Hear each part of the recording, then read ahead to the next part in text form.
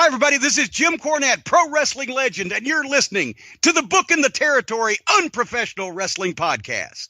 This is the artist formerly known as Daryl Van Horn, James Mitchell, the Sinister Minister, and I'm here to let you know I would rather slam my cock in a car door than to miss the dulcet tones of Hardbody Harper, my illegitimate son, on Booking the Territory podcast. Woo, Messi, this is professional wrestler Jimmy Valiant, the Boogie Woogie Man. Tell my people, my brothers and sisters, don't you dare miss Booking the Territory. Oh, yeah. This is a one-man gang. You're listening to Booking the Territory Pro Wrestling Podcast.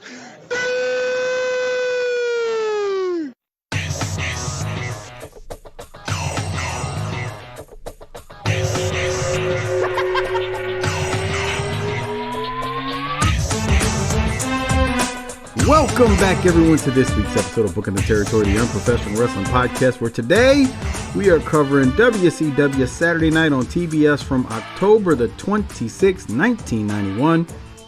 I'm sitting here with Hardbody Harper and not Doc Turner, because if you remember, he told us last week he was going on spring break with his kids and wife and trying to be the family man. He never is, so he's currently riding on the edge of a lightning bolt, baby. So, on that note, let me welcome in someone who's been here before, hadn't been on since, I think, July of last year, maybe, August.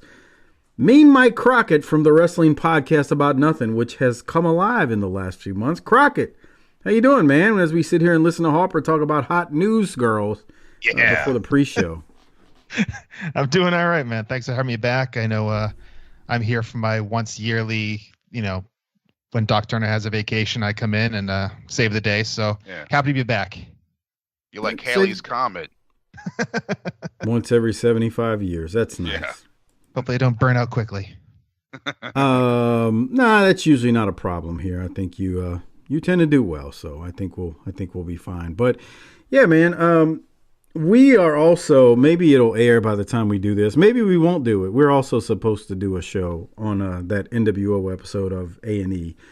But we haven't had the time to get it done and scheduled. On those.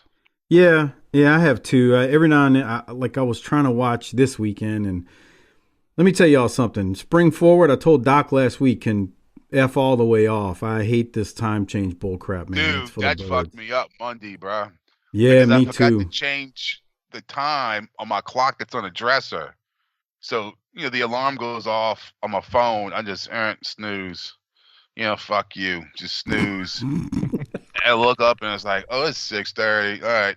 I thought it was 5:30. All right. I'm going to get up, bro. It was 6:30. I was like, you motherfucker, bro. Dude, it's the worst. I'm still messed up right now from it. I'm like dragging. I think the extra hour of sunlight overweighs that fucking negative. I don't know, bro. I just need to leave it where it is. I don't mind when we fall back an hour. I can live with that because you gain an hour. When you take an hour from my weekend, I'm about to have a riot up in this piece, okay? Yeah, it's just ridiculous. I was up on Monday at 8:45, which I'm usually up at 7:45, and then today I was up at 6:45, so all fucked up. Oh, poor you, 6:45.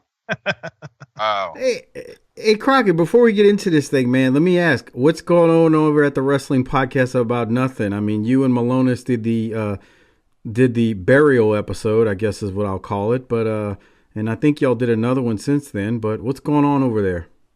Well, we ended the podcast like a month before lockdown in 2020, and we've done like 2 or 3 episodes since then. We did one last month, and we've kind of come to a tentative agreement that we're going to try to do one a month. We know we can't do weekly again, and twice a month seemed a little much, so I think we can handle doing one a month. Yeah, I think it's worth it. And let me tell you, everybody go listen. What was the title of the episode with Malonis' burials? I want to give that one a plug. Whoa, you make me think. don't remember the title. The post mortem ROH, or the ROH post mortem, Brian's ROH post mortem, because we talked about his whole run of Ring of Honor.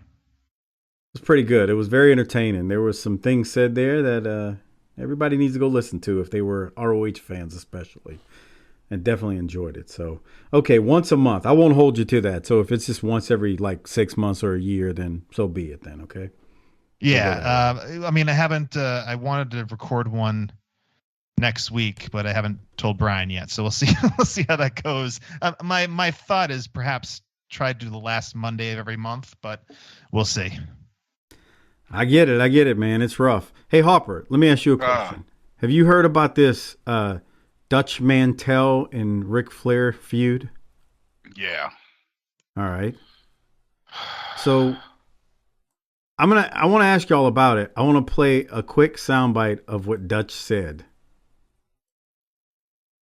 Get in the shape he got. Damn, I would just take a fifth of liquor to get in the shape he was in. Is he talking about physical shape? He looked like hell. He looked like, and we've talked about this before. I thought he was going to die. I thought the guy was going to die in the ring. And as far as making $300,000, I don't think he made that. What the promoter made? Did he promote it himself, or did this was the Conrad Thompson thing? Conrad, yeah. But I'm sure that was a 50-50 deal, I guess. I'm sure. You're not going to do it for nothing. And yeah, they drew a great house in the Nashville Civic Coliseum. It holds about 7,000 people. It's an old arena, but still a functioning arena. It still works. But I don't know if he made $300,000. But if he did, so what? I don't. So, Harper, what do you think about this? This is Dutch. I thought Dutch was very level-headed, but what do you think about Dutch's comments towards Flair? You watched it. You ordered it like me. Yeah, man. I was a mark, and I got caught up in those badass fucking Ric Flair promos. I'm like, I got to see this. And it's like you look past the fact that he's in his 70s, and he had a pacemaker, and you look past all that when you saw the promos. You're like, nah, fuck it. This is going to be badass. You watch it, you're like, I remember when he first came out to the curtain, you could just tell, like, okay. Because he didn't even woo once. He didn't do one fucking woo, bro. And then I'm like, oh, fuck. Then he got in the ring, he's wearing a shirt, which I get it. He's 70-something years old, right? I mean, we don't want to see him like this, where he looks like a fucking, like your wife walking around the house on a Saturday fucking afternoon wearing a T-shirt in the fucking underwear. And it's just like, oh, boy. Then when he started, I was worried just like everyone else. I was like, I don't think he should just get out the fucking ring and just like fucking just stop. What the fuck? And all those other, could remember like in the front row there was Undertaker and Bret Hart and all the stars. But what do you think was going through their minds watching this? Holy shit. We're going to watch him die. I don't think they'd ever be honest and tell you what they were really thinking. No, they're not going to do that because out of respect. And I get that. I mean, right. That's how like Cornette won't say anything about it, which that's honorable because he's been knowing him forever and he was a role model. Yeah. So, but what did Dutch say, that wasn't accurate? That's saying someone about the, I don't know. That's like someone saying, God, Ryan Leaf was one of the worst quarterbacks ever. I can't believe the San Diego Chargers drafted him back in the day. I bet they regret that. And he's like, but fuck, what are you talking about? How many games have you played on Sundays? Yeah. And bitch, what am I saying that's not true? Yeah. I think, so I don't, Crockett, let me ask, what do you think about, before I kind of chime in, what do you think? You said it sounded like two miserable old men when you texted me, but what did you think about this whole thing? Dutch sounded like when you watch the news and they got the old guy standing in front of the trailer park and I saw that flying saucer come out of nowhere and it just came by and it took my cow away and I don't know what the hell's going on. Someone needs to call the state police out here or something. That's what he sounded like. Well, I don't want to say I don't want to say that about former BTT guest Dutch Mantell. I'm just saying, bro. But okay, Dutch is quite old as well as we say this, right? I mean, he's not a spring he's chicken. Not getting in the ring trying to fucking bump around and trying to relive his youth. I totally agree with you there. Yeah, that is 100% true. Okay, Dutch is 73 for the record. Crockett, your thoughts on this thing? Yeah, like I said to you, it's two old crusty guys being old and crusty. I completely agree with Dutch. I mean, I can say for one that I wasn't worked into buying the pay-per-view. I knew it was gonna bro. I was like, oh. I know you guys had to do it for research purposes for the show. Yeah, but, right. But no, I couldn't see a scenario where this is going to be a good match or just not going to be me, biting my nails like everyone else was, thinking he's going to fucking keel over, which apparently he did a couple times. He like passed out or something like that during the match, right? I mean, what the fuck, dude? Yeah, he. I mean, wouldn't you be like? There's his daughter sitting there, and you'd be like, "Oh my god, my dad's gonna die." Yeah, like why would you just? I mean, we all know he's grabbing at every buck he can, and he's been doing it for years, ever since he stopped wrestling. But and why? Why the money? That's why. You think that was the best payday that he ever had wrestling? Was that $300,000?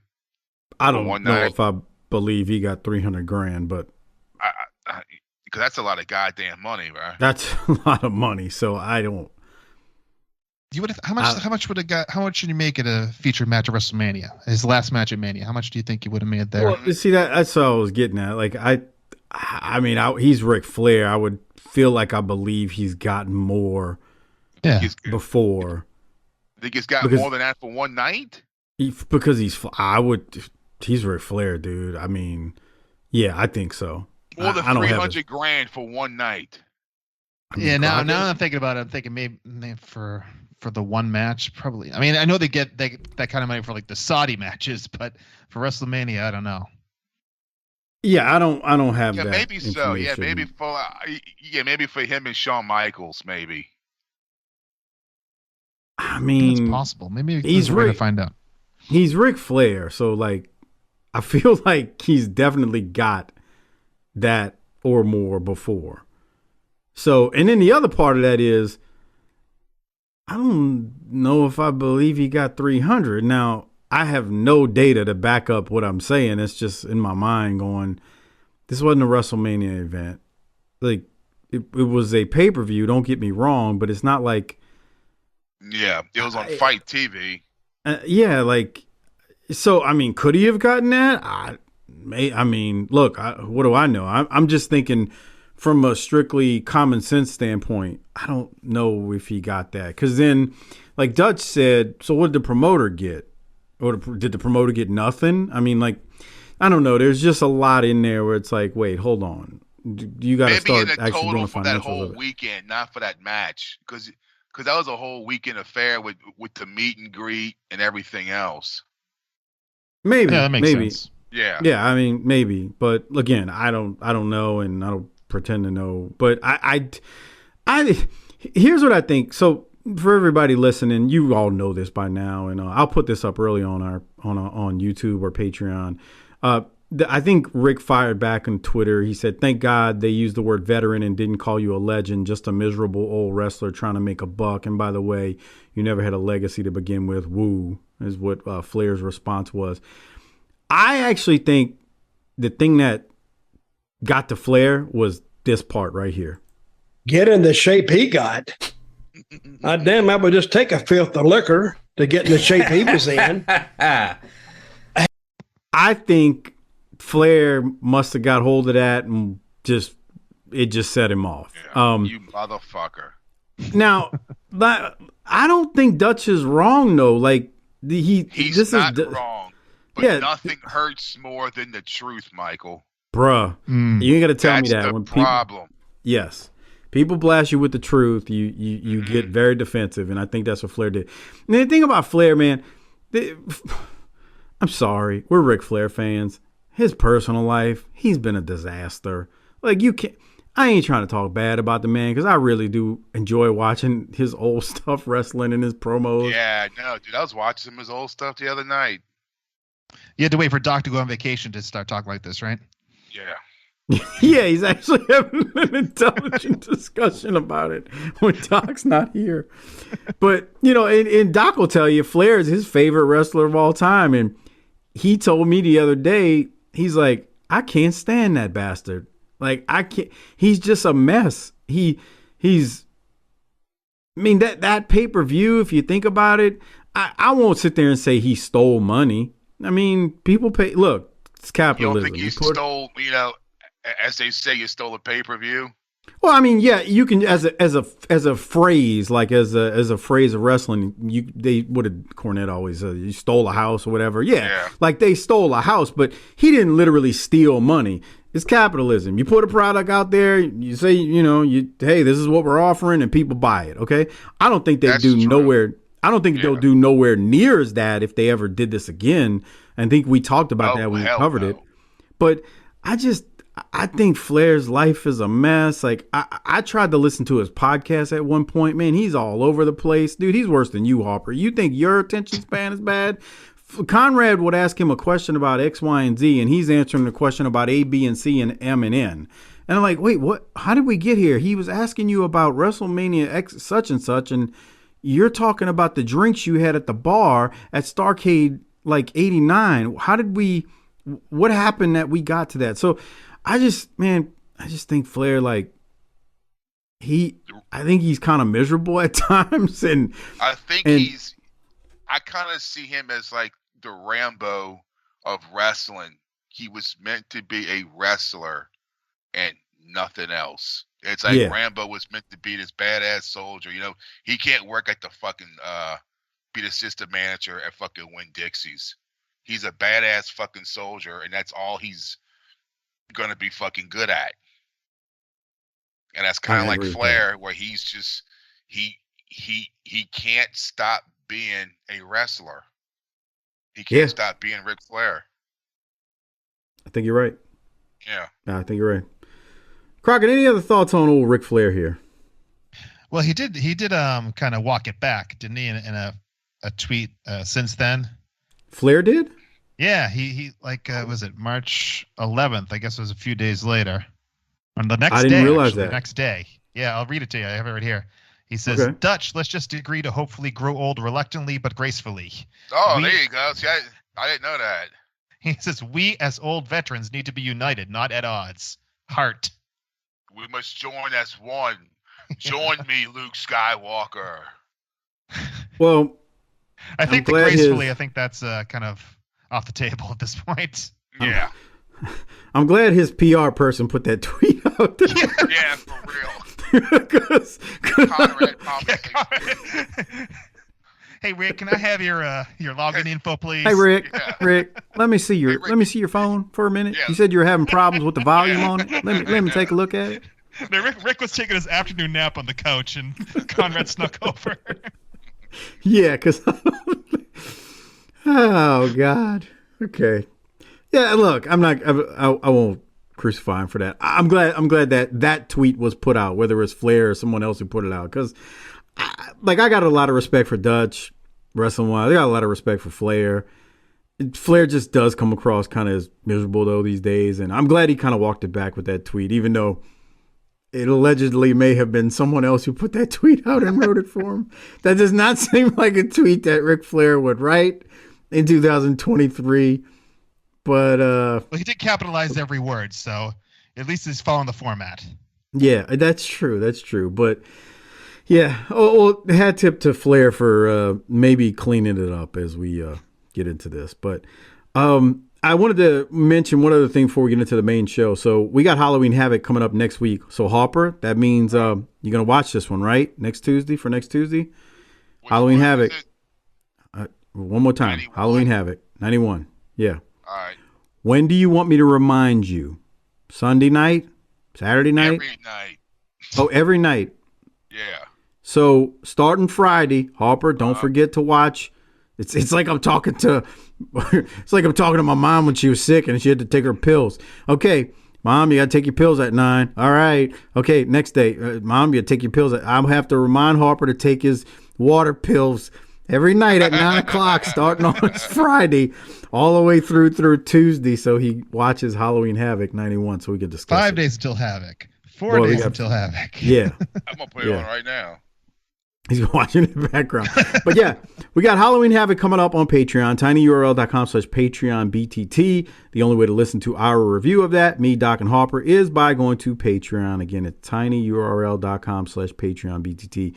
You get all the video versions of the shows we review, plus all of the clashes we've done to this up to this point, along with all of the pay-per-views we've done. Man, we can go back to 1988 at this point, 87. So we have done a ton of pay-per-views at this stage on our Patreon feed, plus the video versions, like I said. Along with that, you get the ECW show with Mike Prue and JV, and you also get the NWA show with Sparks and the Transformer and the Little Fella. I'll leave it at that. Tons of content there, over 400 Patreon exclusive shows, tinyurl.com/Patreon BTT. If you're not joined, please do so. Great way to support this outlaw independent mud show of a podcast. All right, let me share my screen and we'll get rolling. Let me ask you, Crockett, did you have anything else before we get into the main episode? I don't think so, man. Let's get rolling. All right, let's get rolling into this thing. And just like that, I also need to open up the video recorder, so that's on my end. I need a producer, Crockett. Do you want to be a producer? I can pay you like, let's see, independent wrestling. How much do they pay a match? I can give you like $15 an episode. Yeah. What are you talking about? Just need more of those patrons. Yeah. It's in the envelope. It's in the envelope, brother. There was a little light tonight, brother. Next time. The house was light. Bitch. Oh, my God. Heard that shit before. The house was a little light tonight, brother. I'll get you next time. Was it now? Heard that in Houma a lot. Houma? Oh, yeah. I didn't get that in Houma. I got that in Lafayette a couple of times. Let's see. Biloxi, Mississippi. Where'd you Alabama. work at in fucking Biloxi?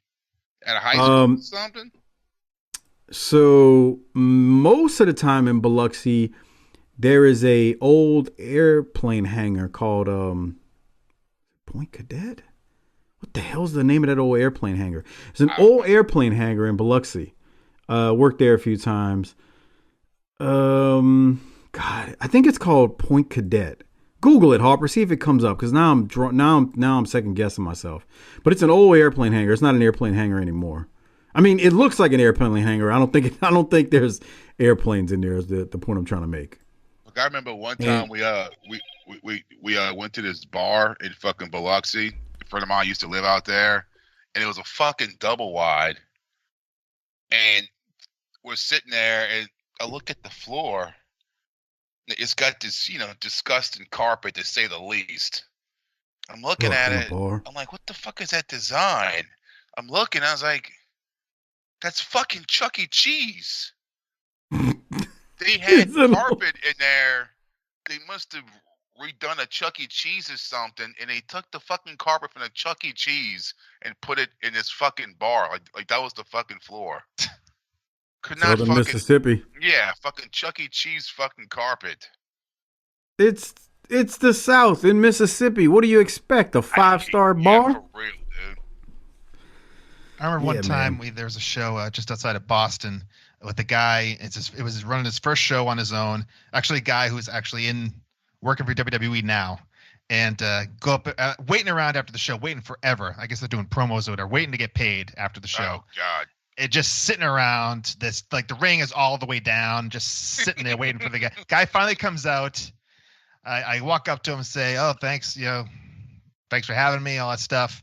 Get the big handshake, pat on the back. That's it. Don't even get the hot dog, just the handshake. Jeez, That sounds that's horrible, bad. bro. Yeah. I've had shit like that, and that's when I realized I'm never leaving Wildcat again for nothing. Yeah. I'm not going more than 5 minutes away from my fucking house. Fuck that I've never living been- dream shit. Fuck you. Yeah. I've never been stiffed that bad, but yeah, the envelope's been short. Oh yeah, no, I've had the handshake fucking like that before. I'm like, the fuck did I drive over here for? Yeah. I wasted a fucking day. You know, fuck this. And it gets Yeah. It's not. it gets and it's worse not as just, you get you're not older. just showing up for the match. It's like you're there like 3 hours beforehand. It's like, yeah, fucking there 6 to 7 Right. hours. I mean, if I was a fucking young kid or something that was 20 years old just trying to get my reps in, yeah, but fuck that. Yeah. I was in the car with Tommy Rogers one night, and his exact words were something like, just think about it. If somebody told you, hey, 150 miles from here, I'm going to put $40 on a signpost. I want you to drive there for that $40, grab it and drive back home. Not even wrestle. He goes, how many people would really want to do that? Now, this is in like 1998 or some shit, right? So, I mean, we're talking 25 years ago. But now that's not taking into account what you're saying, Harper. Not only did you drive there, you performed, you waited around. So that means you're there for 2.5, 3 hours. And we know independent shows run long because these assholes think they're filming the next 6 episodes of Monday Night Raw. Yeah.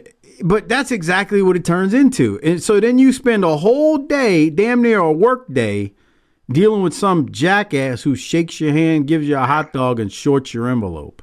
Yeah, brother. Oh, brother, I'll get you next time. Man, shut the piss fuck up. Yeah. All right. On that note, we'll get started now. We are talking Saturday Night on TBS from October the 26th of 1991. Got the video version going.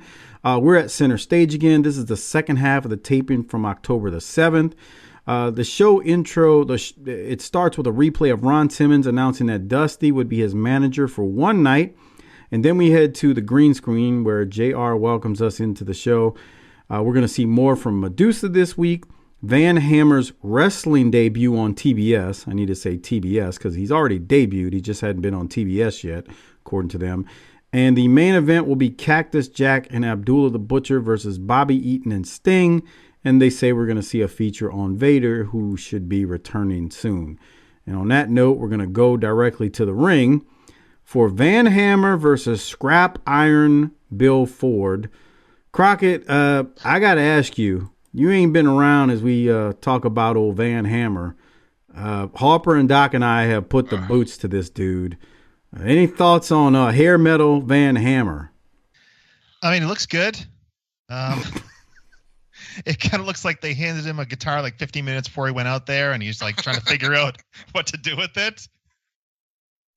I saw I watched the video version of the show you had a couple weeks ago with the music video, and it looks like he never touches the strings of the guitar. Does he even have strings on it? I don't know. I don't know. You know, this isn't HD, so we're assuming it's got strings, but we really can't tell. Yeah, I mean, he doesn't even do like an air guitar. Like he doesn't even do like a fake strum. He just like holds it and like bangs his head. Good drop kick. Yeah, he can. Yeah, nice drop kick. The gimmick is just so fucking bad. Yeah. He looks good. He kind of looks like a jacked up Sammy Hagar. Yeah. But it's just this gimmick. I like he's doing the stomp clap we will rock you. Yeah. Yeah. Oh my God. Heavy metal gods queen. Yeah. Yeah, he does that. It's so terrible. Oh my God. And then he uses Tully's finisher, the damn slingshot suplex, which is just, oh, what are we doing here? And he wins the match. But I'm just not this dude. Oh God, he can't face the hard cam either, huh? I noticed that too. Yeah. I mean, I told you. Ref tell him, turn around, guy, turn around. Yeah. You know, Thank you, Cleveland. Thank you. Bobby Blaze talks about, oh man, he was a good dude. It's just that this gimmick was dumb, and unfortunately he smoked those Virginia Slims 120s. So there's that.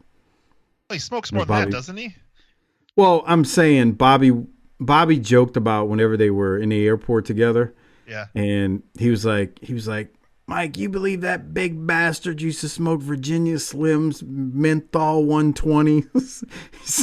Big old long ass cigarettes. He couldn't smoke a Marlboro Red, Harper. He smoked Virginia Slim. That's just why. Yeah, so there was that story about him, like when he came back around the time of Nitro when they did the Misfits in Action, and they gave everyone the stupid like Humor was this huge erection, and Chavo was Lieutenant Loco and all that stuff. They tried to name him Private Stash, alluding to him being a pothead. And I didn't remember that. I don't remember him being in that. What's that? I don't remember him being in that. I don't think he was for long, but they wanted to call him Private Stash, but he balked because the private is the lowest rank in the military. So he refused, and they ended up changing it and calling him Major Stash. Major Stash. That's the joke, dude. Private Stash. Whatever. That actually makes sense. Well, I don't say it makes sense. That is funny because that just makes me think about when he got there and told Arn and everybody as he walked down the hall he was here to save the company. Like that old story where he's like, yeah, I'm here to save the company. And they're like, and Arn's like, what? So, yeah, I don't know, man. He's looking for a spot like that so late. What's that, Harper? He was lucky to get a spot like that so late at that time, because this is 91. And after this, I don't remember seeing him ever. Oh, I do. I didn't remember. He was around. Yeah, he was around. I mean, they brought in the guy they brought in JT Southern, who actually can play the guitar, and he's supposed to be the heel, and he's like exposing that Van Hammer can't play. Oh, like he's singing or something like yeah. I remember him being around. I remember him being around. Like he wasn't prominent though. I mean, but I do remember him being around. Fuck, he's still getting a paycheck from him, bruh. That's the thing. A lot of people were getting paychecks. When you see these like wrestlers bitch and complain, it's like, where else can you go? And you're making this kind of fucking money with your type of, lack of skills or fucking expertise at fucking anything. Yeah, I saw that he actually had a tryout with WWF in '93, but I guess it didn't pan out. He was around like '97 in WCW. This is when this Major Stash thing was happening. Yeah. Yeah, I thought it was later than that. Crockett might have been. Yeah. Because that faction you just talked about, I could have swore it was much later. Yeah, I think that was like 2009, 99, 2000 with the 99. That's what I was thinking, but I could be. Yeah. I don't remember exactly, but yeah. I thought it was around then. But he's around for a while. This dude is, I don't want to say he's not going anywhere, but because it's not memorable, but yeah, he sticks around. Okay, so we keep moving and we go to the Halloween Havoc Control Center with Gordon Soley. This is the final control center before the pay-per-view airs tomorrow. So don't forget to call your local cable company and order the pay-per-view. And while you do that, go online to tinyurl.com/PatreonBTT and order and sign up for our Patreon. Gordon hard sells us on the whole pay-per-view and the athletic accomplishments of Luger and, of course, Ron Simmons during their football careers. We get a couple of quick promos from the two. I thought it was meat and potatoes and standard stuff leading up to the pay-per-view. Overall, I mean, I look forward to this. We know who's going to win and who's going to lose, but I think they've done a sufficient job, especially when you think about what they did at the Clash and up until this point of building up this pay-per-view. Crockett, any thoughts on the Halloween Havoc Control Center with Gordon Soley? You can tell that they recorded the promos with Simmons and Luger like weeks ago, because they don't mention the Dusty Rhodes thing at all, which they led at the top of the show with. And Gordon kind of has to shoehorn it in at the very end, talking about how Dusty's going to be there. But I know Doc talked about this, but this is like the third week in a row that they haven't corrected the spelling of Michael Hayes' name. It's like once a week. Like the first time you can kind of give him a pass, but it's been like at least 3 weeks and they haven't. It's still spelled wrong. I guess they just don't give a shit. I guess they don't. Dude, they're just running that clip that they keep showing. They're just running the same one over and over. Like they're not creating a new one. So yeah, they're like, I'm not fixing that. For what? Yeah, but they're not gonna notice that, these stupid hillbillies. Jesus Christ. But yeah, they don't. Yeah, you're right, Crockett. They're not. If someone noticed it, they thought to themselves, screw it. It don't matter. Yeah, I guess. And they had Shivani running down the card. Like, it's kind of weird that they have Gordon hosting the segment, then they cut to Shivani running down the card. Is that all? That's all he's doing at this point, right? He's just back from WWF. He's doing some of the secondary shows too on commentary. Oh, okay. Too. And he was on the Clash or whatever. He's done some more stuff than what you see here. But he's not doing Saturday Night at this point. No, it's just JR right now, especially with y'all don't know this because the show hasn't aired yet, and Doc and I did last week's show by ourselves because we had to get this one done so we could do the pay-per-view next week. Paul E is out right now because he's been indefinitely suspended, and there's 2 different stories on why he got suspended. One of them was he leaked info to about a potential angle in storyline with Memphis in WCW, doing some kind of partnership with Jerry Lawler and Luger wrestling each other. Supposedly he's in trouble for that, but the other storyline too is he may be suspended. We think he's suspended for plane ticket misappropriation of funds. Basically, he was returning his plane tickets, and back then you actually had a physical ticket and they would give you cash as a refund. Well, Paul was evidently stashing, allegedly, I don't know if this is true, stashing the funds, and they kind of think they caught him on it. Long story short, Paul goes to his lawyer dad and, he threatens a suit, improper suspension or whatever, and that doesn't work out. He ends up coming back. In the meantime, while he's out, he's working a show and runs into Rick Rude. If you ever want to know why allegedly Rick Rude ends up in WCW, it's while Paul is out from being suspended, allegedly due to stealing money, refunding plane tickets. So that's why Paul Lee's not even here. I mentioned that because you were asking about Shivani on commentary, and no, we don't have no Shivani. We got we don't have Paul Lee either. It's just Jim Ross because Paul Lee is not here. He was indefinitely suspended. I don't know. Had y'all heard that story before? I covered it in detail with Doc. We went through the whole thing last week. No, with the ticket thing, yeah. Yeah. I know Cornette has told the story before. Others have told it before. Yeah. They caught Paulie. I mean, they never really caught him. So long story short, he ends up coming back. He schmoozes his way back in. Apparently, everyone, he wasn't the only guy doing that, because I heard Eric Watts on that same guy that does Dutch's podcast, the British guy, and he said the same thing about the tickets. Yeah, you do this and this and this. And you keep calling it. Yeah, and then he said that everybody was doing that. So a lot of the guys were doing it, especially when it was the drive wasn't too far. Yeah. They would return them, get the refunded, and get the cash. I think the way it's been told, it seems like Paul was really, really overdoing it with his refunded tickets. But the boys definitely. I mean, you know how it is, man. You give a wrestler. If a wrestler can find a way to make an extra buck, they're going to. Yeah. That's how it works. All right, let's go to Richard Morton. That's right, Richard Morton, because he's in the York Foundation versus Joey Maggs. Crockett, you got anything from this one? Long match. I just love how Morton just cannot fully commit and cut the mullet. He just got the exact same haircut. And, I mean, similar gear even. Just, like, can't commit to the bit. he's got to have the longest lasting gimmick in wrestling history. That's true, huh? Because that mullet is there even to this day. Yeah, he's still got that fucking long hair.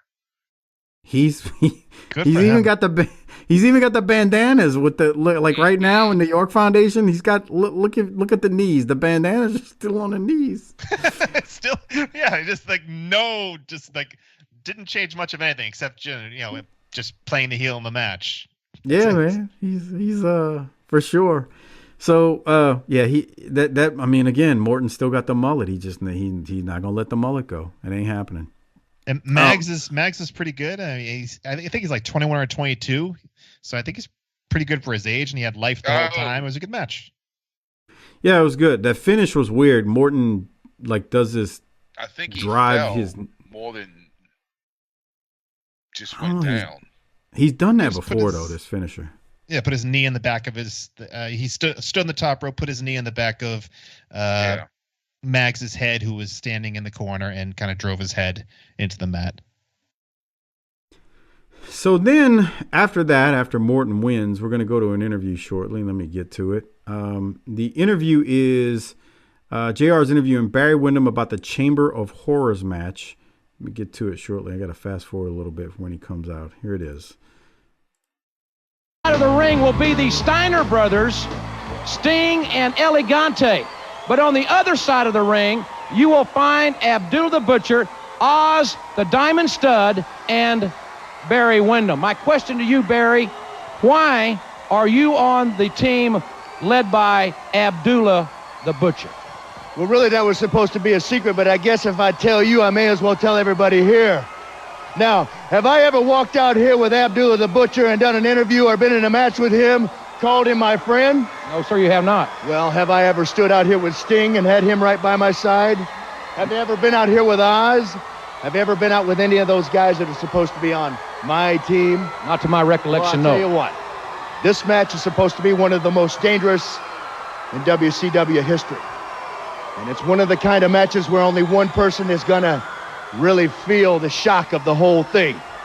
It's going to be an electrifying match, and I guarantee you I'm not going to be the one that gets the shocking ending. So that's all I'm going to tell you, and the rest is a secret. I don't want it out. Interesting comments from Barry Windham. Perhaps the only way we'll ascertain the answer is by calling your local cable company and joining us on Halloween Havoc. Ladies and gentlemen, we'll be right back on TBS after this. That's right. Go to tinyurl.com/Patreon BTT, and you can listen to the review of it. And you can call your cable company, too, while you're at it. That was interesting. Doc pointed out weeks ago, why is Barry on the quote-unquote heel side? He's been aligned with Simmons lately. So what the hell is going on here? And Barry really doesn't answer the question. He kind of danced around it. What did you think, Crockett? Yeah, I think I know where this is going. I remember the cover of a magazine, which I think I know where this is going at Halloween Havoc. But the interview was what it was, just kind of leaving it to be a mystery and just kind of making sure that Barry gets some face time before they do the whole thing at Halloween Havoc. So it was fine. Yeah, I think I remember what happens. I can't wait to talk about this Chamber of Horrors stuff. I can't wait to hear you guys talk about it. With you, Harper, you and Doc.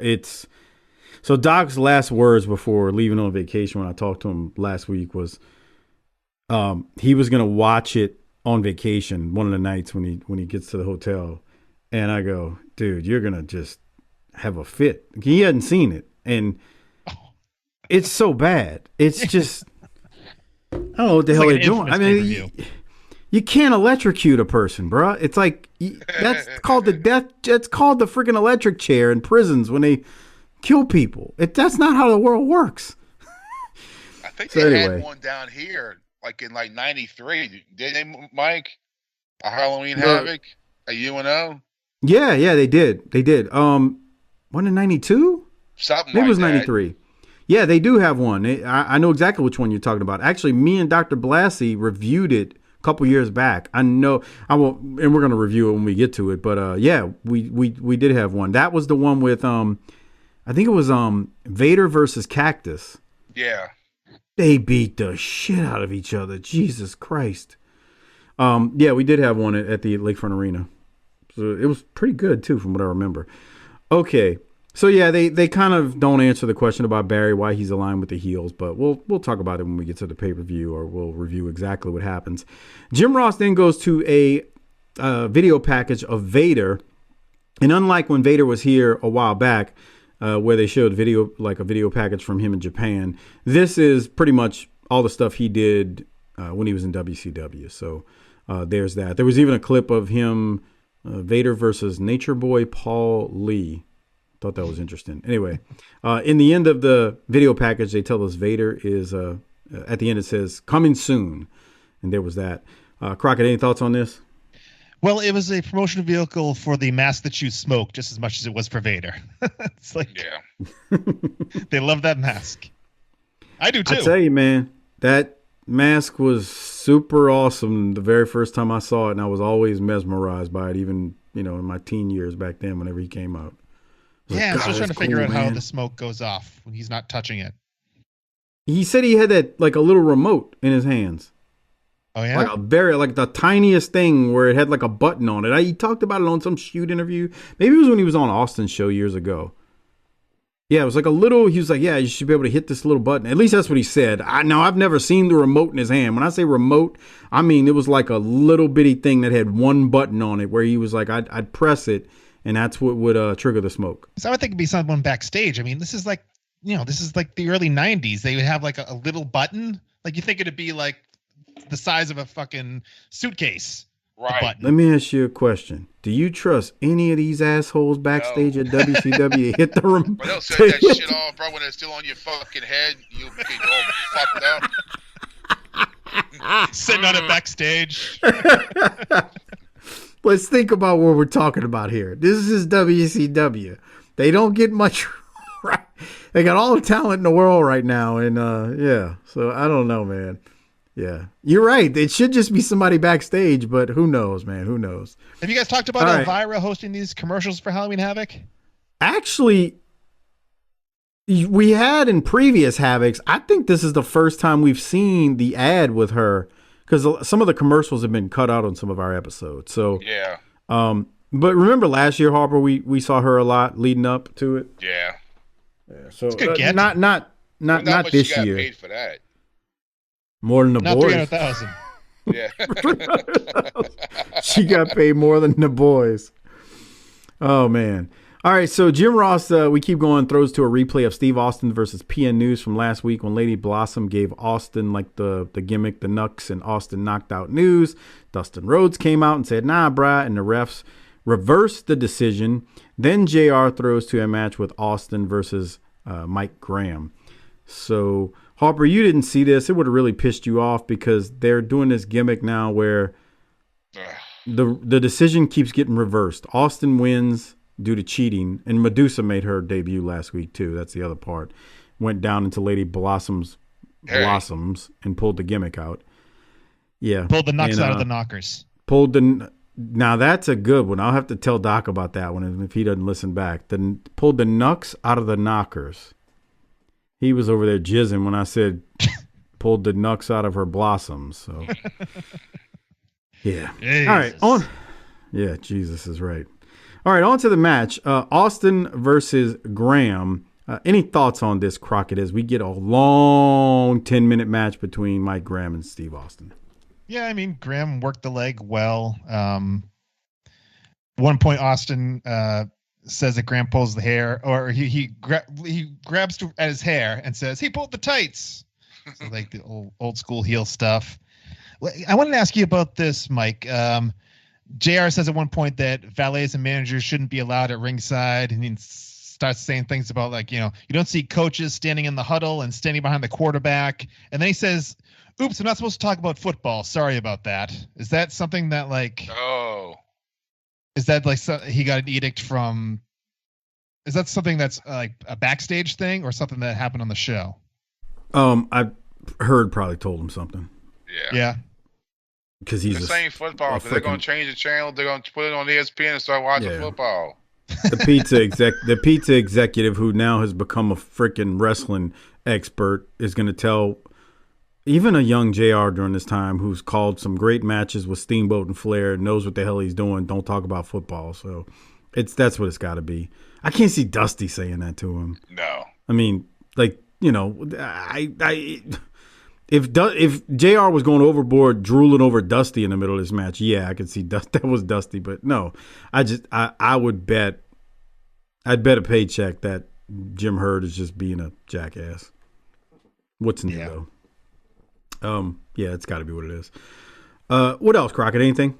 I mean, this is very weird because they have the exact, like down to every piece, except for it's Pillman that comes out at the end instead of Dustin Rhodes, but it's the exact same finish they just showed. It's like, why'd you show the finish from last week if you're going to do the exact same finish in this one? And this is the third week in a row they do this exact same finish, which is a different combination of people coming out.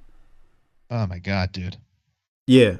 It was the first last week. It kind of made sense because they brought Medusa out for the first time, and because she's a woman, she could go in, you know, because a dude shouldn't just go in a woman's bosoms, right?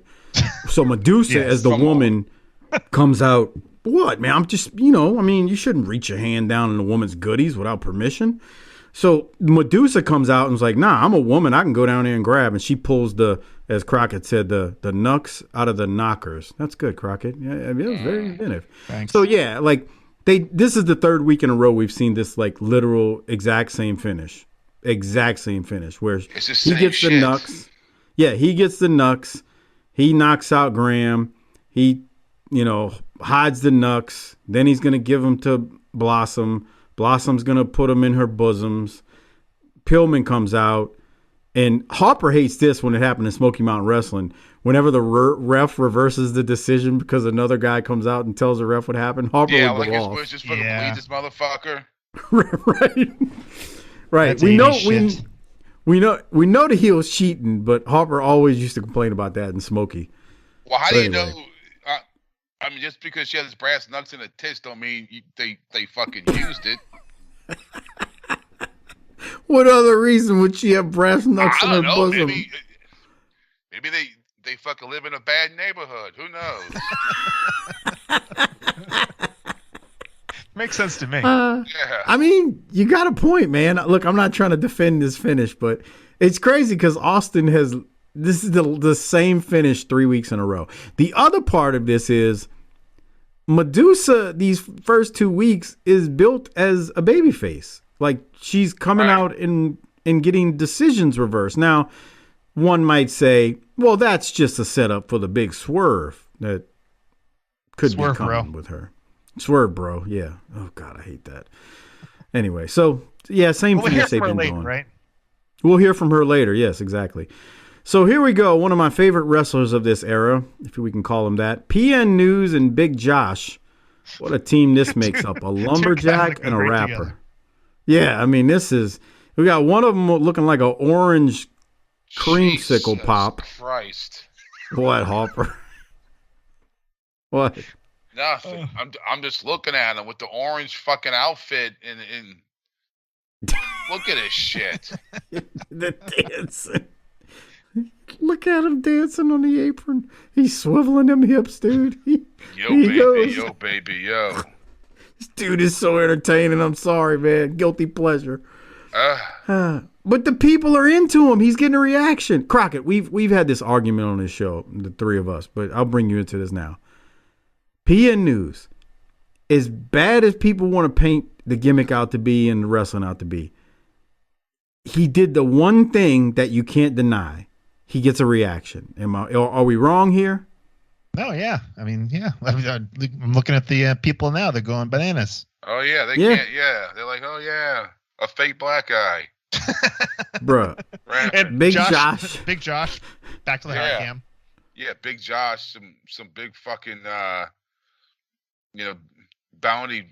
brawny fucking paper towel guy.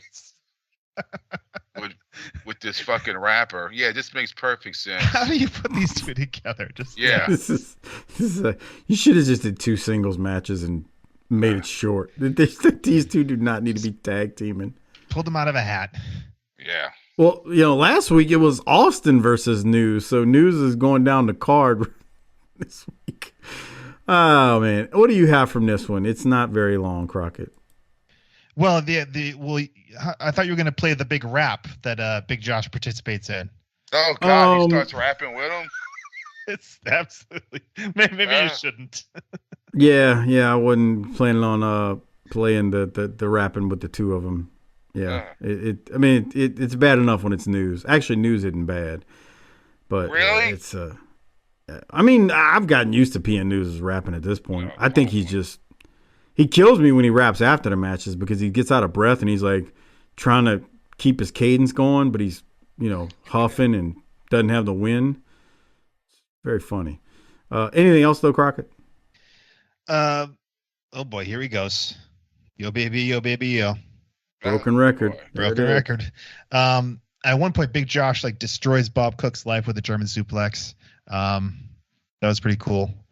But yeah, and another point, PN News puts the guy's head between his legs, going for a pile driver or power bomb, but it looks like he doesn't know what the hell he's doing. So he just kind of pulls him up and throws him over his shoulder, just throws him. It's like the weirdest suplex I've ever seen. Yeah. I don't think the guy's a bad wrestler. He's not a great one either. But he gets a reaction. Like I always say, he gets a reaction. And I guess they're facing the Creatures, the Halloween Creatures, the WCW Creatures at Halloween Havoc. Yeah, and, I won't give it away. I won't give it away now. The people behind the mask have been in WCW before, but it's kind of weird because it's a pay-per-view and you're giving away that match. The Creatures, who we don't even know who they are. Yeah. Another thing too, during this match, they were talking about JR's plugging the hotline as he does as often as you plug the Patreon for BTT. But he says they're gonna have, you can listen to the pay-per-view on the hotline, he says basically. So I'm trying to figure this out. It's a 3-hour show, so 180 minutes, and it's $2 for the first minute, 45 cents each additional minute. Right. So you can listen to, I calculate this for $82. You can hear the whole show, or you could spend whatever it is, $25 or $30 and actually see the wrestling with your own eyes. That sounds crazy. What if you just timed it out and only called when it was Luger and Simmons? Maybe you could get ahead that way, but yeah. Why would you call and spend $80 when you can buy it for $30? Oh man. But you know what? I guarantee you there wasn't a soul in the South making that calculation you just made. Hell no. I've been on the phone for a good 2 hours now. I got to take a piss. The only way anybody in the South was spending on the phone for 2 hours back then is if it was a teenager talking to some girl. Yeah. But anyway. All right, we go to the next match. It's Bill Kazmaier versus Lou Fabiano. We saw him maybe a month, 2 ago. Anyway, not too long of a match. Kazmaier hits Fabiano with a big shoulder block. Then he puts him in a bear hug, and Kazmaier wins in 2 minutes. What'd you have from this, Crockett? The fuck was that about? Nothing. He can't wrestle. I thought he was going to kick off the fucking ropes in there, and he was going to go back or something. No, you thought wrong. He was trying to break the full Nelson by climbing the ropes, and Kazmaier just let go. Yeah. All right. Yeah, we got nothing really to this match. Yeah, big bear hug, and that's about it. Yeah, well, Kazmaier's trying to work his way up the card, I guess you can call it. His ribs healed. All right. Yeah, they do appear to have healed. He does cut a promo after the match, and I'm not playing it. He says, "Cactus is crazy, but my bear hug will take him down." Then JR says, "What do you think about Luger versus Simmons, Bill?" And Kazmaier gives them a commercial, and he picks Simmons. I don't know. He's just plugging the show, the Halloween Havoc. And he says, "Oh, I got Simmons." He does say, "Whoever wins, I'd love to get my chance at him." And that's when I thought, no, we don't want to see that. I'm sorry. I'm sure you're a nice person. I don't know you, Bill Kazmaier, but we don't want to see you versus Luger or Simmons. And that's my thoughts on that. Go Very to commercial. Fluffy, wispy hair. Yes. We go to commercial. JR throws to a video clip of the Enforcers cutting a promo, followed by some shenanigans and brawling with the Freebirds and the Enforcers. I'm going to go to that audio real quick. Let me just get ahead here. Before I play it, Crockett, did you have anything from this? Well, Larry Zbyszko starts by saying, "Let me tell you a story," and I just wanted to kind of do the Von Erich thing right there. No, come on. Let me tell you a story. Man. Oh, fuck, here we go. But then he says Patriots, and I'm okay for another minute. So let's go to the audio. We got the Enforcers here. They're in the ring, cutting a promo, and let's see what goes down. Here it is. Hey, you know, the stupidity of mankind is something that always amazed me. Let me give you a story. A couple hundred years ago, Charles Darwin convinced all you fools that mankind evolved out of some prehistoric, bubbling, scum-infested pile of slime. Now, I always thought that was pretty stupid. Like the Patriots thinking they could beat the Enforcers. But you know what happened?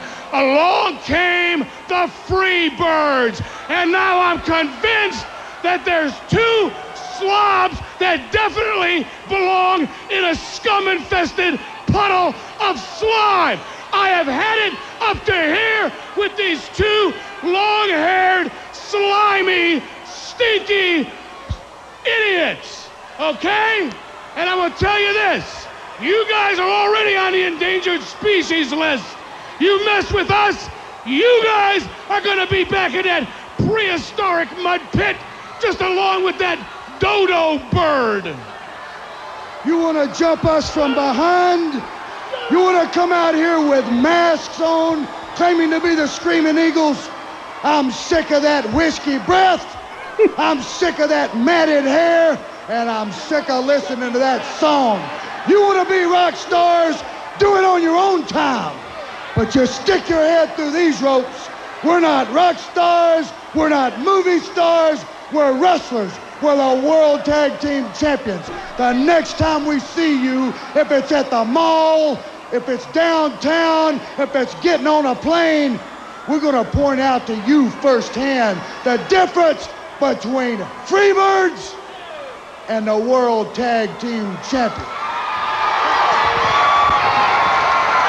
Well, here are the Freebirds, Garvin and Hayes. And obviously this rivalry... So they brawl. The Freebirds hit the ring, and we got a brawl on the outside. What'd you think about this, Crockett? I mean, it was fine. I don't know what happened. Like, I think as soon as Jimmy Garvin shaved his beard, he lost his superpowers. He's just got that stupid mustache, and I don't know. Ever since he became a Freebird, it's just all downhill. But yeah, I mean, it's a decent brawl, but I mean, I'm not necessarily very excited to see the Enforcers versus Freebirds. Harper, any thoughts? I mean, you've been watching this feud. Ours promo was good. Yeah, like the whiskey breath. Yeah, whiskey breath. Larry talking about goddamn amoebas or whatever. What are you talking about? What? He starts talking about Darwinism and yeah. He's like a philosopher, man. I love his promos because they're out there. Like, what? Oh, okay, Larry. And Arn's funny because you notice, like, I mean, he's talking about the Freebirds. He was like, we ain't rock stars or movie stars. We're pro wrestlers. We're tired of that song. Like, Arn's funny. Arn's been leaning in because remember a couple weeks ago he was like, yeah, you know, this isn't rappers and we're wrestlers. Like, he's going all in on just burying these gimmicks that are happening out there. So yeah, Arn was good, and you know, they're just trying to build it up some more. Unfortunately, I don't remember. But I think this feud ain't going to be much longer. I think it dies eventually. Or rather quickly. All right. So we keep going. We get some commercials and then we come back and we got a women's match. We got Bambi versus Judy Martin. Harper, do you remember Bambi from Smoky Mountain Wrestling? She was there for a cup of coffee. Yeah, it wasn't long. She was there. I'm gonna call what she has is like a semi mullet. If you really look at it, she's the one who's making the pin. It's a fluffy mullet in the back because the top ain't. Bro, they ain't no semi mullet. That's the goddamn mullet. Yeah, that's like being like a little bit pregnant. My high school yearbook, 1993, is full of them. Damn. I bet your Harper's is too. I don't know. In 93? Yeah. It was the tail end. But yeah. Nah. Well, what year did you graduate, Harper? 96. Yeah, so you were a couple years after me. Yeah, see, you that no, even your when I was in middle school. Right. I was gonna say, yeah. Now, don't get me wrong. When we covered Smoky Mountain Wrestling from '92 through late '95, there's a lot of mullets, but it's because we were in the Smokies. Yeah, I mean, they're stuck in 1975. Right, it's 1982 right there, there now. So 100%, yes. God, she looks like a little fucking caveman. Jesus. And this other broad looks like she's fucking Becky the cashier at the fucking local Piggly Wiggly. It's nice, Harper. This is a former tag team champion. Yeah. Right, that's Judy Martin, man. She's not really? like she's not some ham and egger. You got a coupon for that? Hey, baby, I got a coupon in the car. Hold on right now. I'm going to go get my coupon out the car. I got a coupon right here for them eggs. What do you mean it's only 30 cents? That's a lot of money where I'm from, okay? How much are those trim loops? It says $2 over by the shelf. Yeah, the sign say $2. You're trying to charge me $2.12. That's 12 cents I can save. Don't be trying to get me off now. Put that Snicker bar down. You can't have that. Jesus. It's like they got those outfits at the Piggly Wiggly. Oh, man. Y'all got those all right. Mike, no, huh? What's that? No, which, you talking about me or Crockett? Wigglies, yeah. Nah. You don't have those. Yeah, they only have 2 of them. Yeah. On the West Bank. Go figure. West Bank. Yeah, though there's no Piggly Wigglies out here. Crockett, what's the big grocery chain out where in your area? Grocery chain, like Stop and Shop, Shaw's. Yeah, nothing like anywhere in the South. I've never heard of those two places. I've heard of Piggly Wiggly. No Kroger's. I've heard of it, but. What about Albertsons or Tom Thumb? Nope. We used to have Albertsons, and then the Walmart just killed them off, man. It used to be there was an Albertsons on North Shore when I was a kid. Yeah. Yeah. All right, well, on with this match. Medusa comes in and attacks Judy Martin, and then she goes after Bambi. And I got real confused here because Medusa, the first 2 weeks of her debut, she's been a face. Wow. So I guess they were trying to swerve us. But now she's attacking both ladies here like she's dressed like Beetlejuice. Yeah, I don't know what the hell she's got on. It's definitely interesting. But, we're going to go to a promo now with Medusa, who's with JR, and maybe this will give us some answers on what the hell was that. So here it is. That your actions the last couple of weeks here on TBS have been very unpredictable, and I know that the fans are wondering, what is your objectives here in World Championship Wrestling? What is your motivation? Mr. Ross, I have respect for you. Just shush up 1 minute. I am the First Lady of WCW.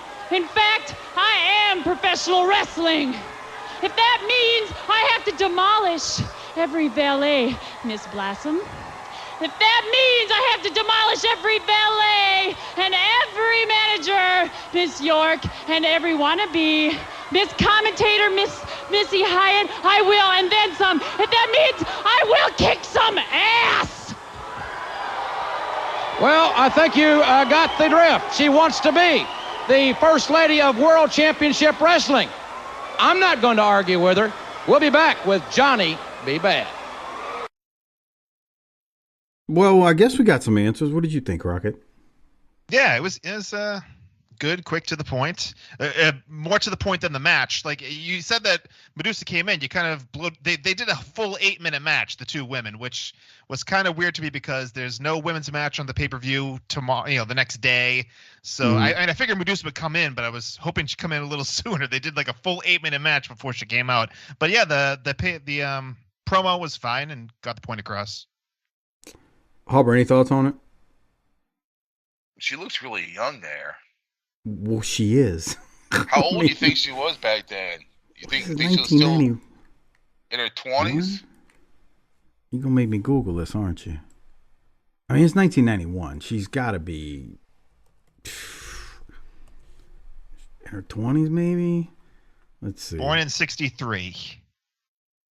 So she's almost 30, I think, right? Well, she's almost 30. She looks younger than that. Yeah. I mean, she looks younger than that.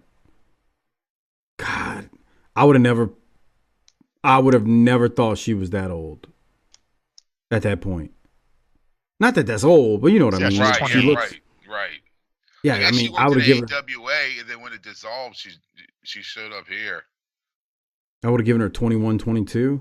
Mm-hmm. Yeah, she started in 86, So it's 5 years at this point. The reason I said it was weird, she kind of actually answered the question, so I was waiting to get to this point. When she interviewed with or interfered with Blossom in those Austin matches, it actually kind of makes sense once you listen to the pay-per-view. She's just like, look, I'm the first lady of wrestling. I'm not going to let Blossom do whatever she wants to do.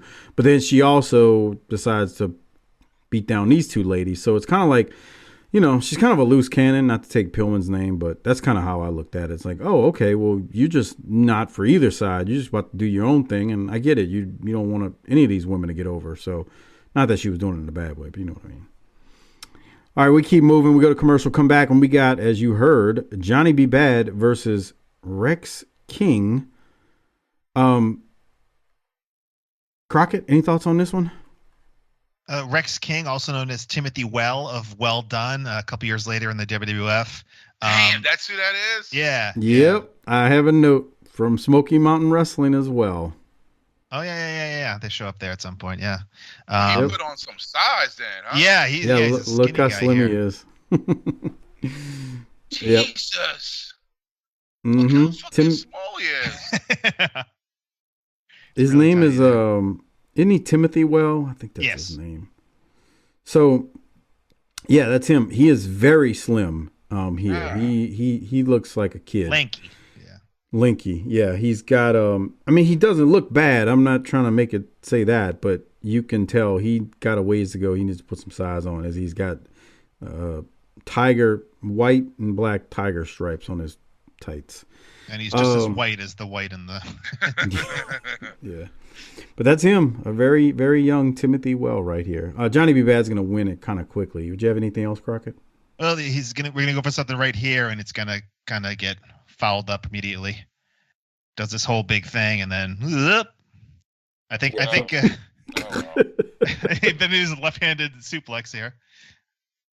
It's a little awkward, but yeah, I think Johnny Bad was too greased up and kind of was supposed to reverse the Irish whip and let go by mistake. So a little flub up there, but otherwise the matches are right. I mean, I don't know why he's still a heel when he's apparently he's pretty over, it seems, with the center stage crowd. I don't know how it is elsewhere on the road and other venues, but center stage he's pretty over as a babyface. So I'm not sure why he's still acting like a heel. But I mean, the match was fine.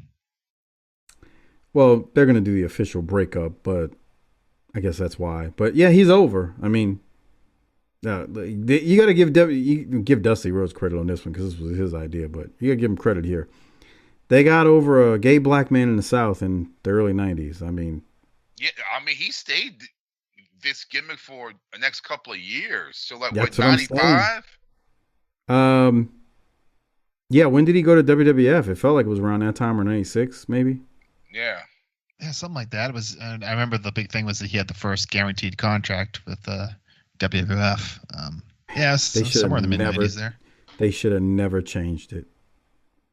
He should have never been Wild Man Mark Merrow. He should have been Johnny B. Bad there. He should have just change the name slightly and go with it. But yeah, they just completely fouled it up, and he was just regular dude Mark. Yep. With a valet that everybody wanted to, you know what. Johnny B. Bad wins, though. He big knee, and then he knocks out King, and that's done. We do get a top 10 from Tony Schiavone. I haven't been recapping those because they've been they're almost the same weekly usually. And then we go from that to a match between Rick Cates and Buddy Lee Parker versus the Young Pistols, Smothers and Armstrong. Crockett, thoughts on this? You haven't been here since the Young Pistols have made their debut. Oh, well, maybe you have. Maybe they were the Southern boys at that time, though. Can't remember. Yeah, I don't know. I was here middle of last year, so I don't remember.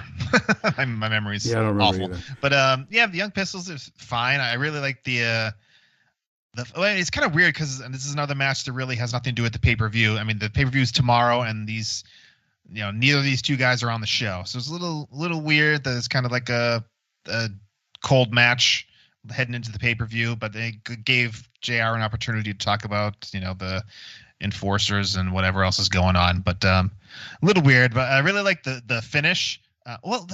Actually, in the middle of the match, there's a weird spot where the baby faces do like a couple of illegal switches, which I didn't really understand. Is this something that's been happening in these matches? No. Just no one gives a fuck. Yeah, it's very weird. Yeah. Like they're in an arm bar, and they go to Buddy Lee Parker to come in, and they do an illegal switch behind the ref's back. It's just, I don't know. It's just a little silly, and it didn't really lead to anything. But I like the finish because they get up one guy to they hoist up one guy to get hit with the finish, but Buddy Lee Parker comes in and breaks it up. And, what kind of bullshit is that? And so then the dude was on the top rope and hits Buddy Lee Parker, knocks him out anyway, and they grab the guy, hoist him back up, and do it again. So I really like the unique way to get rid of the tag team partner before they hit the finish on the one guy, the double team finish. You just talked about the switcheroo with them tagging the Young Pistols. Maybe they're doing that because they are about to be heels. I don't know. That's the only thing I can think of. Like, I don't remember them being heels, dude. You don't, or you do? I don't. I don't think it's long, but they're going to be heels. I'm not going to say they're great heels because I don't think they should have been the Young Pistols. They still should have been the Southern boys, and they still should have been baby faces. But it's the same shit. Yeah, it's the same shit, just they're from Wyoming. And as Tracy Smothers has said, I ain't never even been in Wyoming. Oh, okay. I'm seeing something here. It says at Halloween Havoc 91, the Pistols begin to show the first signs of an attitude change. Yeah. So I think that might have been what you were saying. That's why I said that. I was like, wait, because I think they're about to turn. I didn't remember it being a Havoc.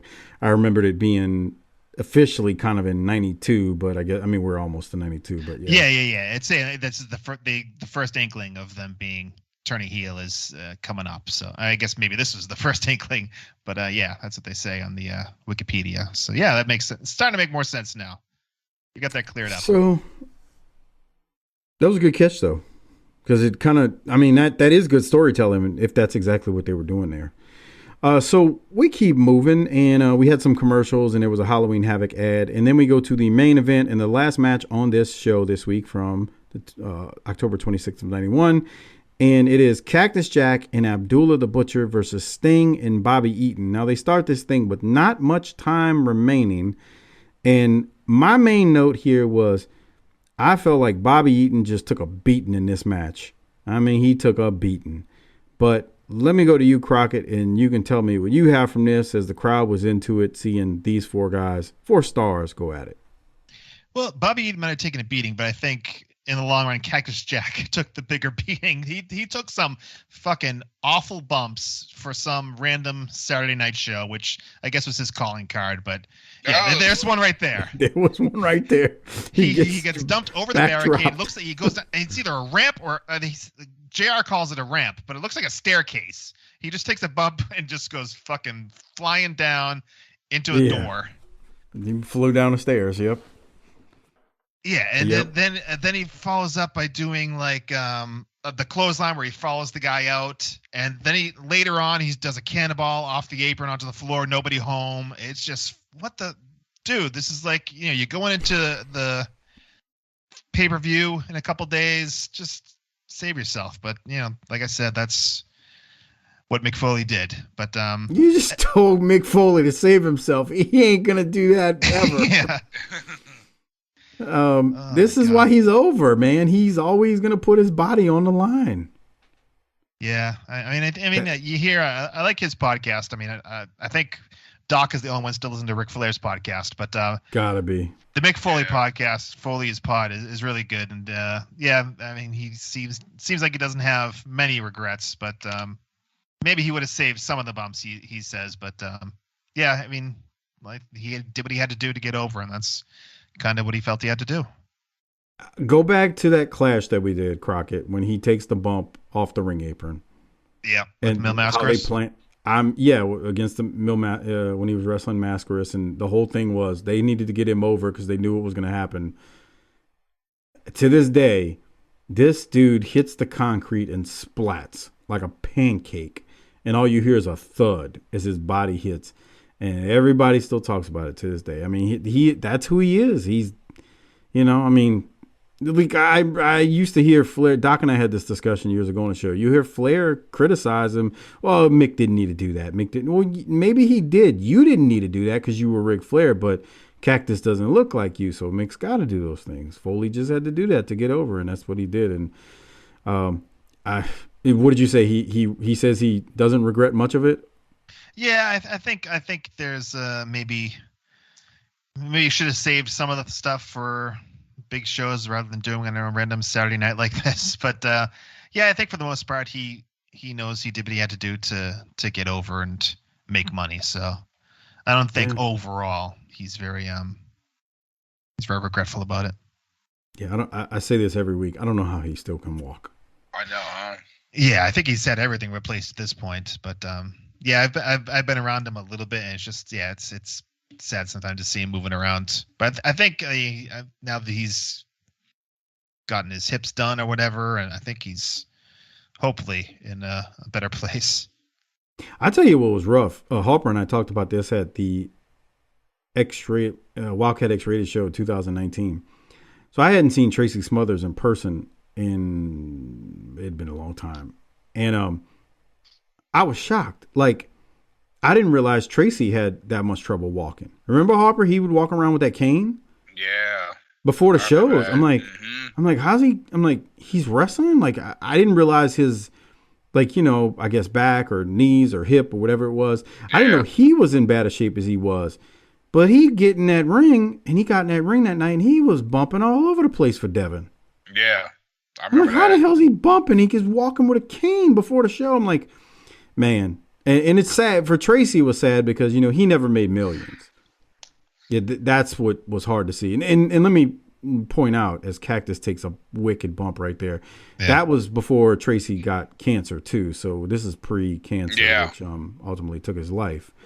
But it was just kind of sad to see him walk like that. I was like, God, man, this dude gave his life to this business, and he's still doing it, working a regular job, too. Mm-hmm. Yeah, it was pretty rough. All right, I hate to do that on a down note, but anything else, Crockett, on this match before we close it out and talk about the finish? Well, yeah, I was just going to talk about the finish. Just, a little messy. Yeah, well, Cactus does that bump, front roll off the apron, and just splats back first. Sting hits Cactus with a slingshot, hot shot. Stunt gun, yeah. Stunt gun. And then the guys all start brawling, and Abdullah hits Bobby in the throat with like a throat thrust. Bobby Eaton actually gets pinned by Abdullah. So Abdullah and Cactus, I guess, win going into Halloween Havoc in the Chamber of Horrors, which I guess is probably the right thing to do with what happens to Abdullah and Cactus at the pay-per-view. And I'll save that for the pay-per-view. Any other thing you want to add, Crockett, to this finish? Somehow Cactus gets a kendo stick and starts whipping guys around as they go up the air. Yeah, he's been doing that the last few weeks too, actually, now that I think about it. And that's how we go off air. So the normal routine is we rate it and hand out a Rolex or a toot award. So with Crockett being here, I'm going to throw to him and say, hey, buddy, what do you rate this thing? Oh, man. 2 hours. 2 hours, just so you know, that gives Doc a C automatically. Start at C and go from there, huh? Yeah, that's what he does. Yeah, I mean, there's nothing that really stands out as something that would make me want to purchase this pay-per-view. Not based on this show. No, it's yeah. I mean, I'm in Doc's chair, so it's got to be a C. Yeah. Yeah, I'm going with a C as well. Harper, what about you? A C, bro. A C. Yeah. Fucking 2 hours of nothing.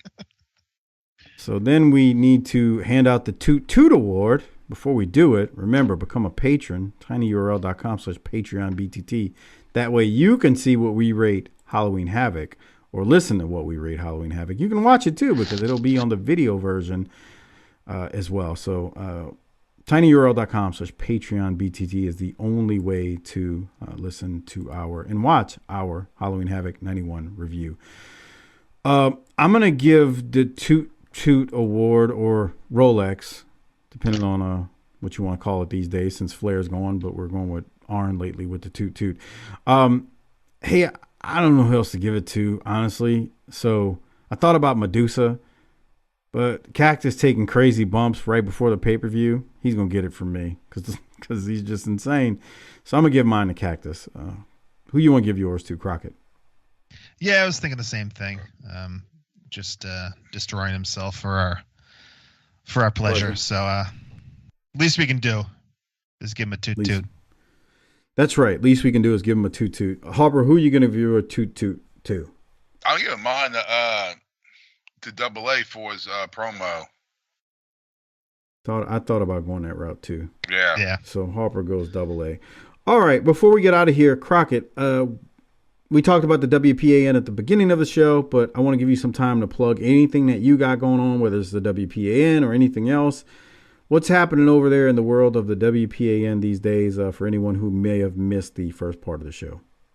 Well, I'm still producing episodes. We're trying to do one a month at the Wrestling Podcast About Nothing feed. If you've were subscribed in the past and you unsubscribed, resubscribe again. It's all still there. And listen for us there. We're also we're doing video for the podcast as well on youtube.com/the WPAN. So you can check that out as well. Also, I'm getting into the TikTok. Oh, Jesus Christ. I'm on like TikTok. the oldest guy over I on just TikTok. I just like look at shit. Yeah, you just scroll and you just get lost in it. Right. So I started doing these things every day called Today in New England Pro Wrestling History. So I saw it on Instagram. Okay. Yeah, I've ended up putting it everywhere, but I started on TikTok. So every day I find something. If you're interested in the history of professional wrestling in New England, I find something every day and try to do something entertaining. 30 seconds to a minute. So you can check that out. The WPAN on TikTok, and like you said, it's on Instagram, the WPAN on Twitter as well. So same username everywhere. So at the WPAN to see if you want to check out the Today in New England Pro Wrestling History little video features that I'm doing every day. So yeah, thanks, Mick. And all the archive shows are up on the old WPAN feed still, right? I don't think you took anything down, correct? Oh no, yeah, it's all still there. Yeah. Including your episode, which I've always said is my favorite episode that we ever did, was the first debate between you and Brian Malonis, the uncivil war, North versus South. That's on the WPAN podcast feed. It's also on YouTube, so you can find it there as well. Yeah, I crushed them. I mean, let's be honest. Well, just obliterated them. I remember. I mean, I got the most amount of votes, so that's all. You sure did. You got the passionate fan base behind you. Fake yeah, news. I did. And Malone said that. Exactly. Malone has said the only reason he won is because he's got more listeners than us. Well, sorry. Oh, boy, they came out with pitchforks, too. They were not happy with him. Okay, so there you go. And my personal favorite show that I think I listened to, besides The Burial last month or a month or two ago by Malonis on ROH. I mean, he didn't bury ROH, but, you know what I mean. Yes. My favorite show was the one y'all did with Warbeard Hansen, a.k.a. Ivar in WWE. That was a really good one because he and Malonis go way back. So it was one of those things where it was just kind of two friends having a conversation, not really like an interview. So that was really cool. And I always say, go listen to that one because I thought that was a great one. And it's probably on YouTube still. Now that I say that, and I think about it. So go check it out. So yeah, check out Crockett with the Wrestling Podcast About Nothing. And also don't forget to get your very own video shout out or life advice or relationship advice. Or once again, I can't praise this enough. If you want Harper to cut a promo on someone, email him to chrisharper16 wildcat with a K at gmail.com. Tell him what you want in the video, whether it's a pick-me-up, life advice, relationship advice. Again, want him to cut a promo on someone, he does really good with that one. That's right. Personal favorite one is the one where he said, stay away from midgets, they smell bad. Thank you for that one, Chris Browning. That one was pretty damn genius. I watch it every now and then still to get a good laugh when I'm feeling down and out. But email him, chrisharper16 wildcat with a K at gmail.com. Tell him what you want in your video, and he will record and get your video to you. But before he sends it, you'll also need to send him $20 to cc30388cc at yahoo.com on PayPal. So again, check the show notes, show description, and you will see his email and his PayPal address where you can get that video ordered and money sent, and he will hook you up. Just in time for Easter. Just what? Just in time for Easter. That's a great point. You send somebody some Easter blessings and eggs and obliterate their Easter Sunday. Oh, some heavenly hash. Yeah, oh God, those are bad. I don't like those. Come on, bro. That's like that is disgusting. That must be a Metairie thing. It's definitely on a New Orleans Heavenly thing. Hash? Yeah, I don't like that shit. New Orleans thing. No, it ain't. It's disgusting. Yeah, it is, that's the marshmallow one with the. Fucking gets that shit. Yeah, that one and a gold brick and a pecan fucking thing. Now the gold brick with the pecan. Now that's some good stuff, pal. Yeah, what to me, it's all heavenly hash. Oh, okay. Well, no, I see. I got you. I call that brand, even though it's called Elmer's. To me, it's just heavenly hash. The heavenly hash that's what I'm saying. Heavenly hash is the marshmallow one, which is disgusting. The gold brick is the I good like that one. shit. I still don't know how in the fuck Peeps still exist. Who eats that garbage? I don't know. Have you heard about the Peeps Pepsi? I do. I've I saw seen that it in the store. I saw someone posted it on Facebook. I thought it was fake until I saw it at fucking Walmart. I said the same thing. I saw it online and I was like, that's not real. Somebody did that. Somebody created that. Somebody photoshopped it. I don't believe nothing I see online anymore anyway. I got to see it in person. Real. And then I saw it in the store. I was like, I looked at my wife. She was with me. I go, that shit's real. She goes, what? I said, the Peeps Pepsi. She said, that's disgusting. I said, yeah, I saw a picture of it online yesterday. I figured it was Photoshop. Nope. 20-ounce bottle sitting there. I'll be seeing that at the Salvage grocery store in about a month or two. Yeah, selling it for a nickel a bottle. It's like, who drinks that and why? It's got to be like marshmallow Coke. Ugh. Yeah. Bro, no thanks. Gross. Yeah, I'll pass. Hard pass. No, I don't want that. Disgusting. No, hard pass. All right. Anything else before we get out of here, Harper? No. Well, you know the drill by now, Harper. Crockett, thanks again for joining us. Wonderful having you again. Stay in the bullpen as a member of the JV Goon Squad. We can always use you when Doc decides he can't make it because he's got more important things to do for all the Docaholics out there. He doesn't care. He could have fit this in, but he didn't want to. So anyway, just stay in the bullpen. I'll call you up from relief again sometime. What relief? Wait, that's not good, Harper. Oh, no. Never mind. No, we don't want relief.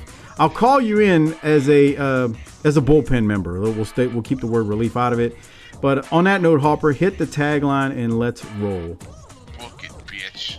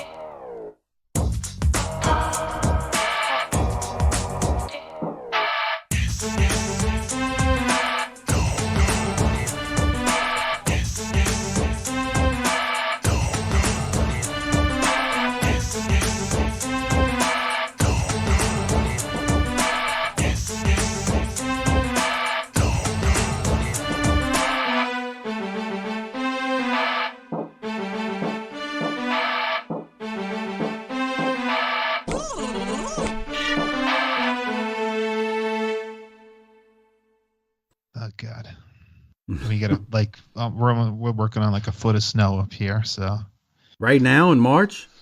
Yes. Fuck that. It's still happening. It started last night. And it's still snowing. So I bet you miss Mexico right now. Yeah, exactly. If what's up, Harper? Hey. What's up, Harper? Hey. Bruh, y'all know how to download a fucking digital movie onto the fucking TV? I bought Top Gun Maverick. And I'm trying to fucking... How do you do this shit? BTT Help Desk. Mike Crockett's on the line to assist you. So you downloaded it on what? What did you download it on? No, well, I bought the fucking... I was at Walmart. I saw the fucking Blu-ray. I was like, I'm gonna buy it. I mean, I don't have a fucking Blu-ray player deal to say, but they got the download fucking code. Okay. How to put this bitch into the TV? I don't think the TV's got a hard drive, so I don't know if that's possible. Yeah, I don't know. Yeah, it might have to be on a laptop or something, and then you can use like a HDMI cable from the laptop to a TV. So like I put it into the phone, and then it's gonna pop up on the fucking TV. It could if you have like that thing that where you can do that. Or like a phone or a tablet or even a computer, and then you can like what do they call it? Chromecast it to it or app or what's the Apple? Whatever it's Apple Play or whatever. Apple Play or something. Like if you have a Chromecast. This is a Google TV. I don't know if it's got Google on it. I think if you did download it on a phone or laptop and then you played it from there, I don't see why you wouldn't be able to cast it onto the I mean, what TV. did pop up because it's got Google Play on here and it's got a bunch of fucking movies, kind of like Netflix that like you can buy and fucking rent. But I think it's gonna pop up there. You see, fuck, I didn't know about this shit. That's fucking Top Gun 2 right there. I could have fucking bought it and just fucking clicked on it, guys. Yeah, save yourself a lot of trouble. Yeah, the fuck. So like I'm sure there's like a website there that. Yeah, and then. But I'm scared because it's, I mean, what if I put this in my phone? That's not the only way I could watch it is on my phone, huh? I'm what scared. What kind of phone you got? A fucking Android? No, what brand? No, a cheap ass Motorola. Yeah, I don't know, man. I wouldn't put it on your phone. I don't even know if you got enough space for it on your phone. Right. What the fuck? Yeah, I don't know. I'd say download it on the. I'd just say download it on the computer, and then. Yeah. There should be a way to stream it to your TV from that. I think so. Yeah. If not, use a cable. A fucking cable. What is this? 1950? What are we doing here? Fuck, might as well get a damn Blu-ray player. Let's get started on this week's show. I know Harper didn't watch it. Crockett, I'm assuming you watched this shit.